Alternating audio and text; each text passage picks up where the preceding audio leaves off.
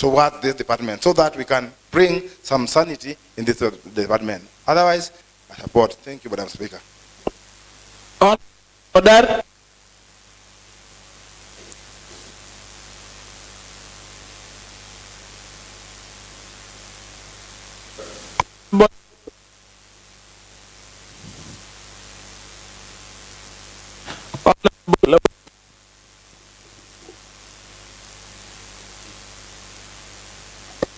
Honorable Whip, because of your seniority, and I believe today you are doubling up as the whip, the chief whip and the majority, given the seat that you're standing in, I want to accord you that privilege.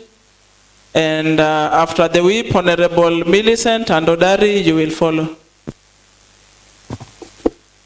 Thank you, Madam Speaker. Madam Speaker, I want to give my remarks on this report of the financial year 2021-2022. I believe 30th of June, as earlier presented by the Honorable Geoffrey Warindu, on behalf of the Honorable Ken Ouko is the chair. First of all, Madam Speaker, I want to say that if there is any working committee in this Honorable House, then it is the Pig and Park Committee. And I want to commend the leadership of Honorable Ken Ouko and equally acknowledge the work which has been done by Honorable Warindu of recent, even yesterday. Madam Speaker, if you may look at the report, there is an element of the financial statements being prepared by an unqualified officer, which means that it is not a financial statement. That's why the opinion of the Auditor General was that it was adverse. We don't call it a financial statement. It's something else. It is not a financial statement. Because at the inception, the rules of Procurement and Disposal Act were not adhered to. Some items may have been procured beyond the financial statements.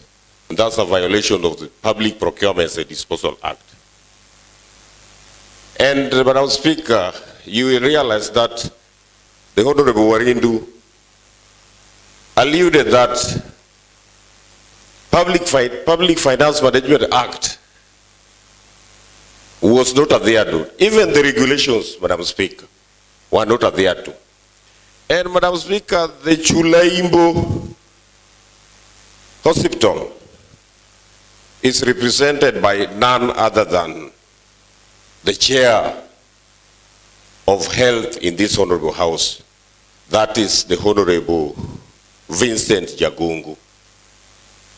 And Madam Speaker, if a facility that falls within the jurisdiction of the chairman of health is that which is mismanaged in this level, what about the facility which is represented by Honorable Kumudo, which was presented here yesterday, Madam Speaker? A lot of questions arise because this is just the financial year of the year 2021-2022. The committee is yet to receive the Auditor General's report of the financial year 2022-2023. And also the financial year of 2023-2024 is coming to a close in just a few days, because the financial year is closing in June. Madam Speaker, that one is an indicator that serious malpractices are happening within our procurement entities. And Madam Speaker, I wish the committee could consolidate these reports so that the Department of Finance, the CC of Finance, who has got the jurisdiction or the powers to appoint accounting officers, is informed, is equally informed, called before this House, so that he is able to see the anomalies which are happening in our health institutions, Madam Speaker. Of recent, we have been talking about health, elevation of Jaramogi Oginga Odinga teaching and referral hospital to a level 6 hospital.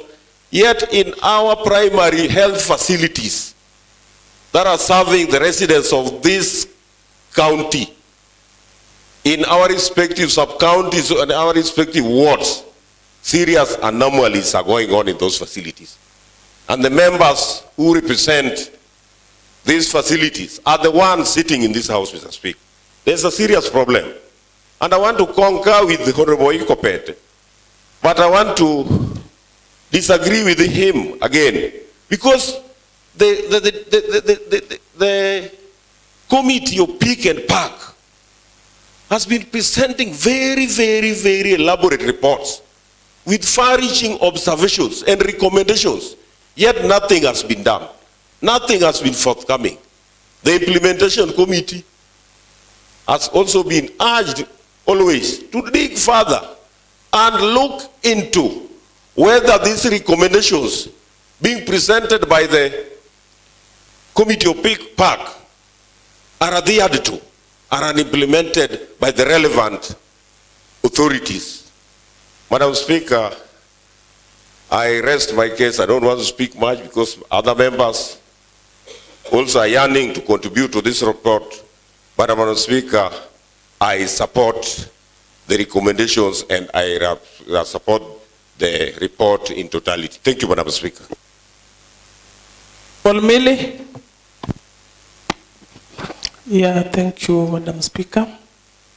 I'm also standing to support the report. I've made some observation. It's like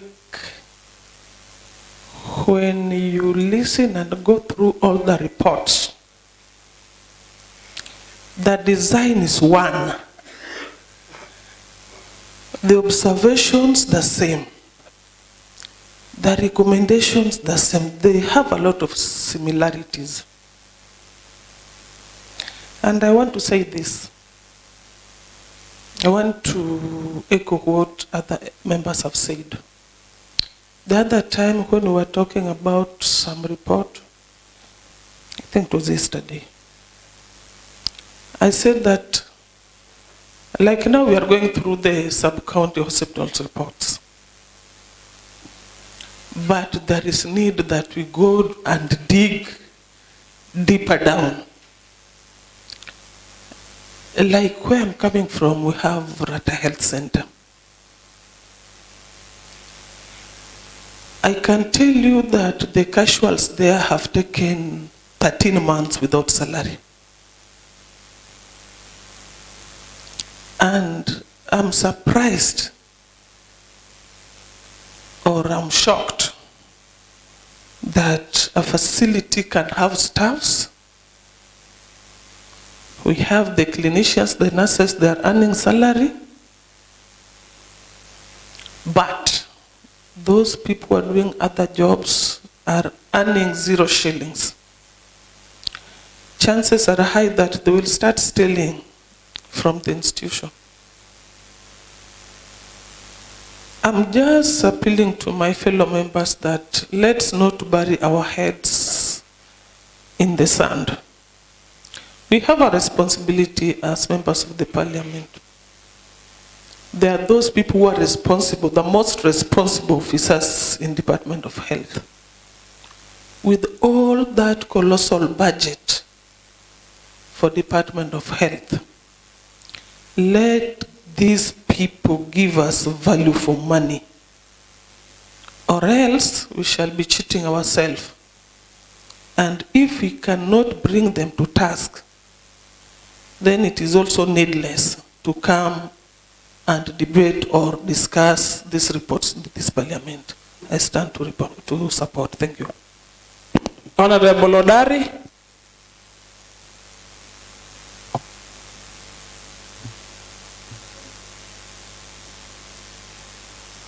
Madam Speaker, when I wanted to speak, you refused to give me time to talk. But let me just say this. Honorable Odari. Because you have called me. Just before you continue, Honorable Odari. Honorable Yes. Odari, there are precedences. And you know, when the chief whip, who is doubling up as the majority today, starts up to speak, then it is in order that we give the chief whip time to speak, then we give you time later. And I don't think, Honorable Odari, that should form a point of discussion. No, I'm not talking about that. It was before even the debate started. But anyway, there is no problem. I just want to say that the committee of PICPAC, they have done a very, very good job, led by my friend, Honorable Ouko. But, Madam Speaker, I've realized one thing, that since the committee of PICPAC, when they started bringing the reports before this assembly, I've realized that all the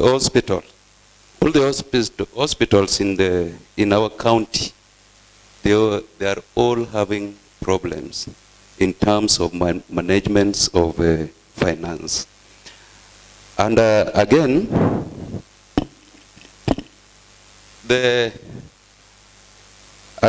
you find that the workers, those who are working there, some of them are not competent. That is the main reason why you realize, unless there is something which is going on in those hospitals. Thank you, Madam Speaker. I support.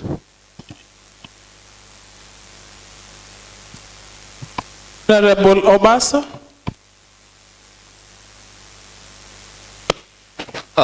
Thank you, Madam Speaker. Madam Speaker, let me start by commending the committee for a good job done on this report. I think it is a good report. Madam Speaker, I think from the day that PICPAC started reading these reports, we can see some trends and elements of similarities from all these departments, or from all these facilities. And I think it should be a matter of concern, not only to us, but also to the executive. And one thing that I want to inform this House is that whenever you see adverse opinion on a report, then that means that that facility or an organization has failed to adhere or conform with the general accepted accounting principle, generally known as the financial regulation. And that we can see from all these reports. And I think through this, it has created loopholes where the office bearers of those departments can easily exploit. And there are some funds that from these reports that cannot be accounted for. And from also these reports that we've seen, I think, as per my knowledge, and I stand to be guided, that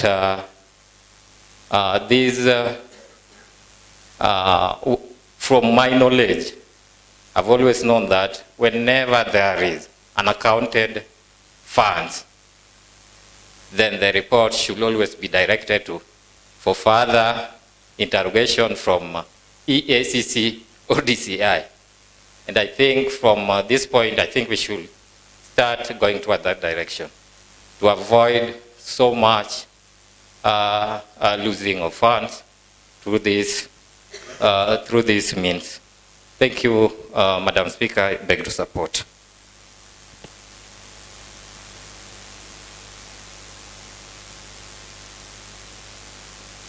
Looks like we are all done giving our submissions. And if no member wants to give any further submissions, then we can call the mover to reply. Thank you so much, Madam Speaker, and for the members that have contributed to the debate of today. Madam Speaker, the main purpose of us debating and presenting the audited reports of our entities is to give the Assembly and to the public a clear picture of how our facilities are being run and managed. Madam Speaker, our work is to ensure that there is a prudent, responsible and accountable use of public resources. And if you've been keen on the reports that we've been going through for the last 2 weeks, there is no openness and transparency, even in reporting how our finances are being used. It's true that most of these facilities and the management, they have gone contrary to the Public Finance Management Act. They are not following the procedures and the guidelines that are available. And one of the reasons that we were given why this is happening is because of the department. This is the first time we are auditing the sub-county hospitals, and that is also the reason why we are having a similar reports from all the sub-counties. There has been only one accountant, roaming accountant, who is not registered and is not qualified, preparing these reports. And by that might even give us a clear picture why we are getting the adverse reports in all these facilities. And one of the assurances that we were given is that since the Peak and Park Committee has unearthed, has been an eye-opener on what is happening in our facilities, the department is trying so hard to make sure that each and every sub-county, each and every facility, each and every place where the funds are being managed, they are going to second a qualified accountant, and we hope that we'll be getting a different report come next year, a different audited report come next year. If you go through this report, the issues have been raised that some of the board members were even being paid after their contract expiry dates. And if you look at the recommendations that we have there, we've even requested and directed the department, the accounting officer, to start or initiate a way in which these monies can be recovered. If you look at the underpayment to casual workers, it cuts across all our health facilities. Despite the sacrifices and the hard work that those people are doing, some of them are going without pay. And if they're being paid, they are being underpaid. One of the recommendations that we've given there, we've even stated the maximum, the minimum amount that is allowed to be given to the casual workers. And I want to believe that the management of these facilities will adhere to those recommendations that we've had. Madam Speaker, Health Department is one of the pillar departments in our county, and it has been receiving so many praises from different corners. And how I wish that they can take that spirit to find a way and see on how the public resources that are being sent to those facilities are being run. We've gone through them and we found that some of these facilities are being run like personal kiosks, which should not be the case. And I want to believe that they are reading the same reports with us and they are hearing and getting the debates that we are having, and they are going to take actions to see and find a way how these facilities can be well managed. On the pending bills, if Chulaimbo alone, Chulaimbo Sub-County Hospital is having a pending bill of 8 million, actually that will also tell us that we really need to know the exact amount of pending bills that the county government of Kisumu is having. And that's why we've given a recommendation to the CC Finance and Economic and ICT to present to this assembly within a period of 60 days. I mean, the real information on the pending bill that we are having.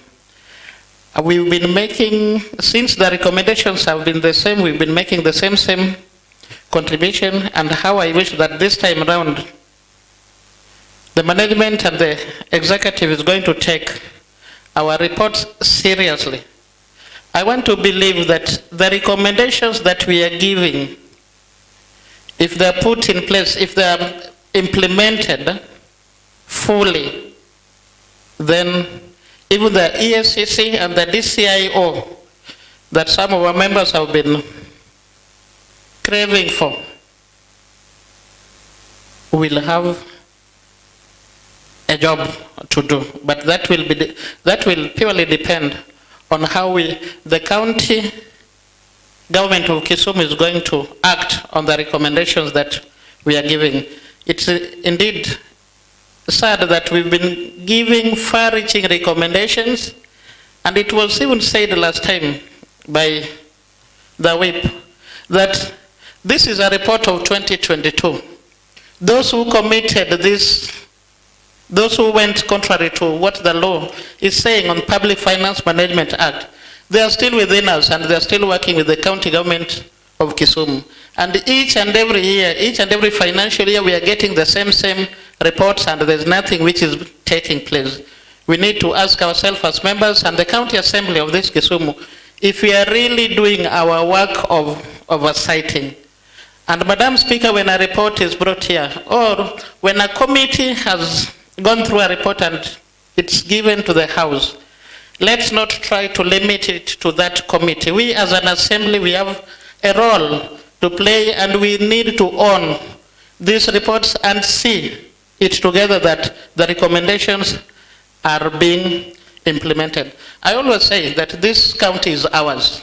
Let's not talk as if we are representing other counties. The county is ours. What is happening in this county affects us all, and it's to our interest and to the interest of those we are representing to see to it and make sure that the public resources that are being given are used prudently.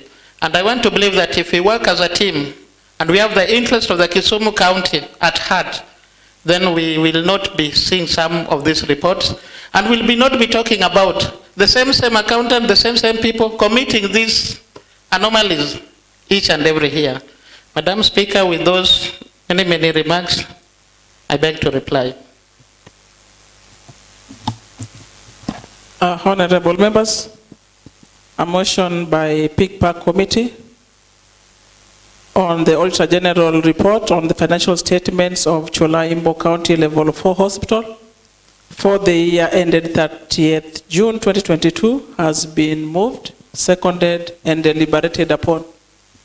I therefore want to put a question of adoption that may, as many are of the opinion that the report be adopted, say aye. May, as many are of contrary opinion, say nay. The ayes have it. And the report by PICPAC on the examination of the report of the Auditor General on the financial statements of Chulaimbo County Level 4 Hospital for the year ended 30th June 2022 has been adopted today, Wednesday, 29th May 2024 at 16:06 hours. And I direct that the report, together with the Hansard, be prepared and forwarded to the relevant departments for necessary action. Next order.